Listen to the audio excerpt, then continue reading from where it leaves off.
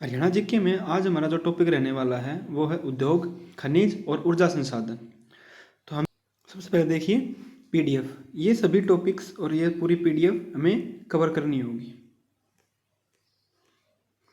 Last में maps हैं ऊर्जा संसाधन के, यहाँ तक हमें पढ़ना है। तो अब देखिए, सबसे पहले देखते हैं हम उद्योग।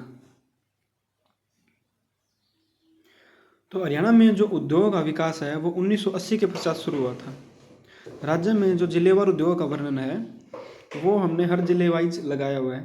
तो सबसे पहले हम गुरुग्राम जिले का देखेंगे। गुरुग्राम का हमने सबसे पहले क्यों लिया, क्योंकि हरियाणा में जो सबसे ज़्यादा औद्योगिकरण हुआ है वो गुरुग्राम में हुआ है। बड़ी से बड़ी कंपनीज, उद्योग सभी गुरुग्राम में मिलेंगे। गुरुग्राम को हम साइबर सिटी, मिलेनियम सिटी के नाम से जानते हैं। तो सबसे पहले शुरू करते हैं गुरुग्राम से। तो गुरुग्राम में बेनेटन समूह की एक औद्योगिक इकाई, जिसे हम साइबर सिटी के नाम से जानते हैं, वो स्थित है। उसके अलावा ओरिएंट क्राफ्ट लिमिटेड, जो कि एक गैर सरकारी कंपनी है, वो गुरुग्राम में स्थित है। मारुति सुजुकी की प्रथम उत्पादन इकाई जो कि हरियाणा में लगी थी, हरियाणा के गुरुग्राम में लगी थी। हरियाणा को ऑटोमोबाइल्स में और सॉफ्टवेयर्स में हरियाणा के गुरुग्राम जिले को सबसे अधिक जाना जाता है। और सॉफ्टवेयर उत्पादन में जो गुरुग्राम है वो पूरे वर्ल्ड में भी मतलब उत्पादन में सबसे आगे रहा है।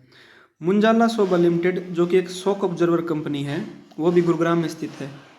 उसके अलावा SRF limited company, IBM company जो कि सर्विस सेक्टर में अपनी सेवाएं देती है, Genpact company, TCS Tata services.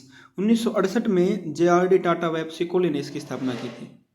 Cannon company जो कि किसके लिए प्रसिद्ध है, कैमरों के लिए प्रसिद्ध है।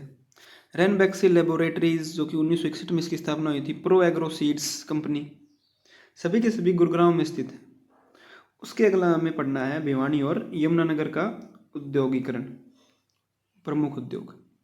तो देखिए, जो भिवानी में जो उद्योग है वो टेक्सटाइल से ज़्यादा मिलेंगे। तो जो भिवानी में सबसे पहले है सूती वस्त्र उद्योग, 1937 में स्थापना हुई थी। इसके बाद सीमेंट फैक्ट्री 1939 में सेठ रामकृष्ण डालमिया द्वारा स्थापित की गई थी, जो कि अब चरखी दादरी के अंदर आती है, क्योंकि चरखी दादरी जिला बन गया ना 16 अक्टूबर 2016 को, नया जिले के रूप में चरखी दादरी बना। उसके बाद है टेक्नोलॉजिकल इंस्टीट्यूट ऑफ टेक्सटाइल्स, 1943 में स्थापना हुई भिवानी के अंदर। हरियाणा सरकार द्वारा 1969 में खाद्य व ग्राम उद्योग बोर्ड की भी स्थापना की गई। ये इंपॉर्टेंट क्वेश्चन है। उसके बाद है यमुनानगर। यमुनानगर को हम पेपर सिटी के नाम से जानते हैं। बल्लालपुर पेपर मिल जो कि 1929 में messrs Punjab pulp and paper mill के नाम से इसकी स्थापना हुई थी। यमुना गैस लिमिटेड की स्थापना 1973 में हुई थी।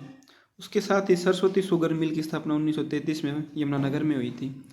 सबसे इम्पोर्टेंट है रेलवे का कैरेज वैगन वर्कशॉप, जिसकी स्थापना 1952 जगाधरी में हुई थी। यह भारतीय रेलवे की एकमात्र वर्कशॉप है जहाँ शताब्दी एक्सप्रेस की मरम्मत का काम होता है, यानी जगाधरी में शताब्दी एक्सप्रेस की कार्यशाला है। उसके बाद है टिम्बर मार्केट, जिसे हमें लकड़ी मार्केट भी कहते हैं। 1947 से पूर्व अब्दुल्लापुर लकड़ी मंडी नाम से प्रसिद्ध हुआ करती थी। उसके बाद गोला बारूद उद्योग यमुनानगर में प्रसिद्ध है। उसके बाद हमें देखना है रोहतक, रेवाड़ी, फरीदाबाद आदि का उद्योगीकरण। तो देखिए, सबसे पहले रोहतक के अंदर शुगर मिल। जब भी हम रोहतक के अंदर एंट्री करते हैं तो आप देखेंगे कि शुगर मिल दिखेगी आपको। तो रोहतक के अंदर शुगर मिल है। होजरी व वस्त्र इंडस्ट्री है। IMT स्थित है रोहतक में। और सबसे इम्पोर्टेंट है सोरी कपड़ा बाजार, जो कि HSSC पूछता भी है। रोहतक के अंदर सबसे बड़ा, एशिया का सबसे पुराना व बड़ा कपड़ों का बाजार किसके अंदर है, रोहतक के अंदर है।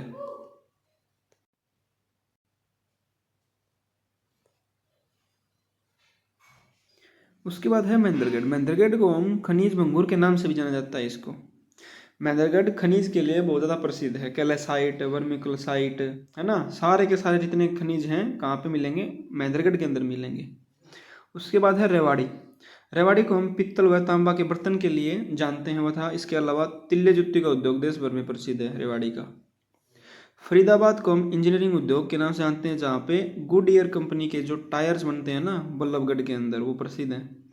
प्लास्टिक उद्योग है, कृषि यंत्र के उद्योग है फरीदाबाद के अंदर।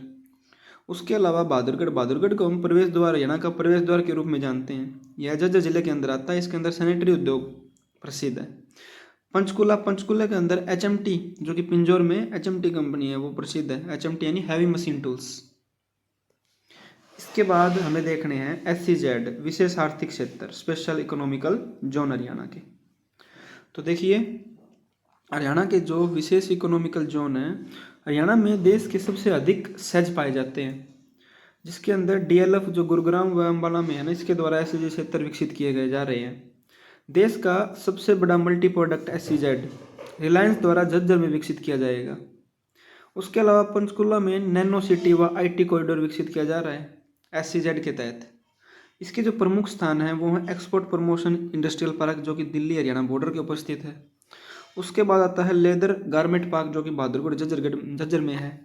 उसके बाद फुटवेयर पार्क, जो कि करनाल के अंदर लिबर्टी कंपनी है, फेमस कंपनी है लिबर्टी। बायोटेक्नोलॉजी पार्क, जो कि मानेसर गुरुग्राम में है। उसके बाद फूड पार्क, 4 फूड पार्क हैं, साहा अम्बाला में, राय सोनीपत में, नरवाना जींद में, डबवाड़ी सिरसा के अंदर।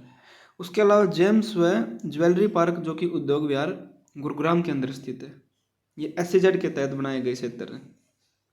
उसके बाद आता है राज्य के ऊर्जा संसाधन।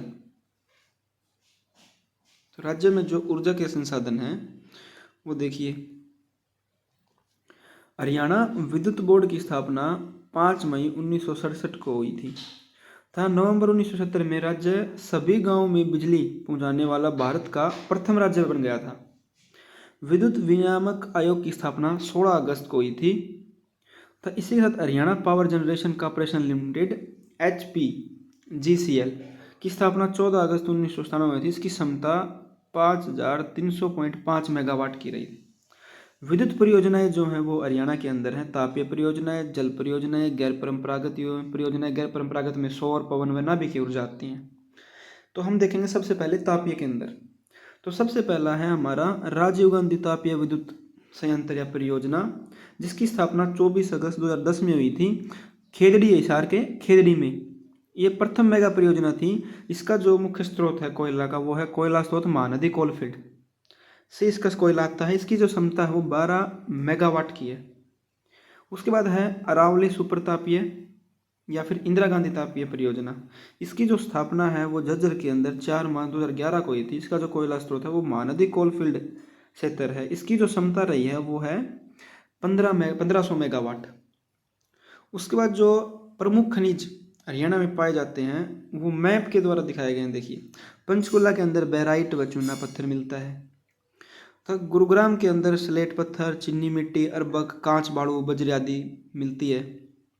महेंद्रगढ़ में अधिकतर जो खनिज मिलते हैं वो महेंद्रगढ़ में पाए जाते हैं, जैसे चूने की रोडियाँ ये मिलती हैं चरखी दादरी के आसपास।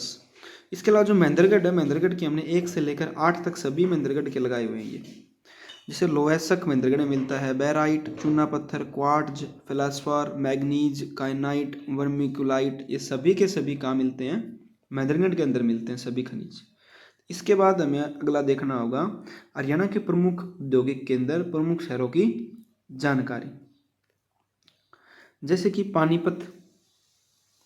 पानीपत के अंदर देखिए, पानीपत को बुनकरों का शहर भी कहते हैं। इसके अंदर नेशनल फर्टिलाइजर लिमिटेड नाइट्रोजन उर्वरक का एक कंपनी है। उसके अलावा जो भारत की सबसे बड़ी तेल शोधक आधुनिक और सबसे बड़ी जो तेल शोधक कारखाना है, जिसकी स्थापना 1980 में करनाल के बहौली में हुई थी, लेकिन आज यह पानीपत के अंदर आता है। कैप्टिव विद्युत संयंत्र इसी के अंदर है।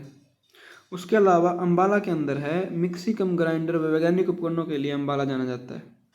वैज्ञानिक उपकरणों के निर्यात का केवल 20% अकेला अंबाला उत्पादन करता है।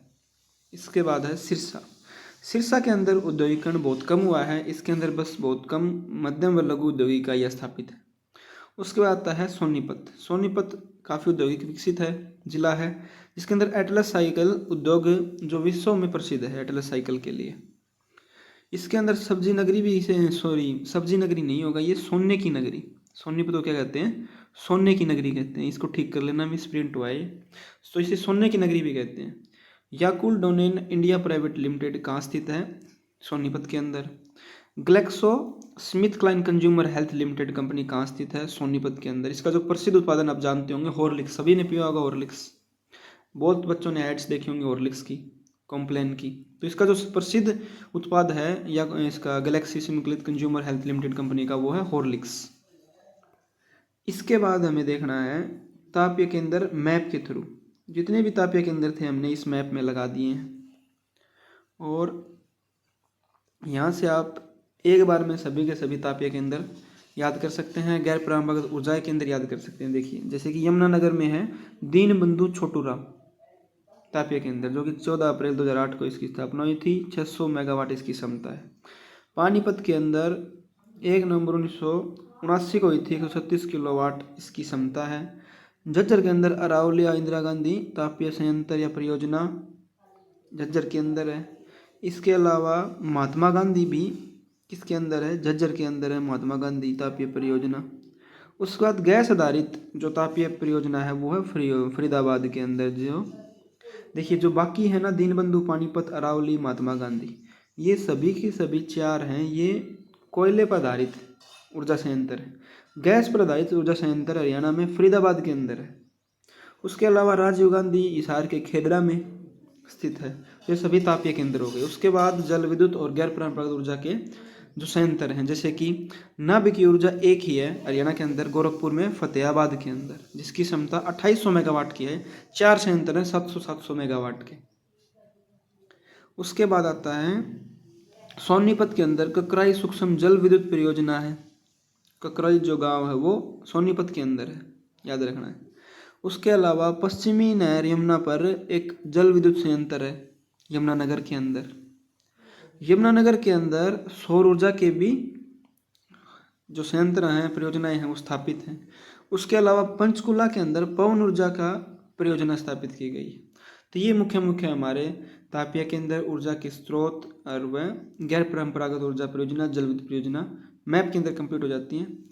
इसी के साथ हमारा आज का जो टॉपिक था उद्योग, ऊर्जा, संसाधन, आज वो कंप्लीट होता है। इसकी पीडीएफ अगर आपको चाहिए तो वो डिस्क्रिप्शन के लिंक में मिल जाएगी, वहाँ से आप फ्री ऑफ कॉस्ट डाउनलोड कर सकते हैं। देखने के लिए धन्यवाद। इसी प्रकार अगर आप चाहते हैं और टॉपिक भी हम लेके आएँ तो हम इस पर कमेंट में ज़रूर बताएं।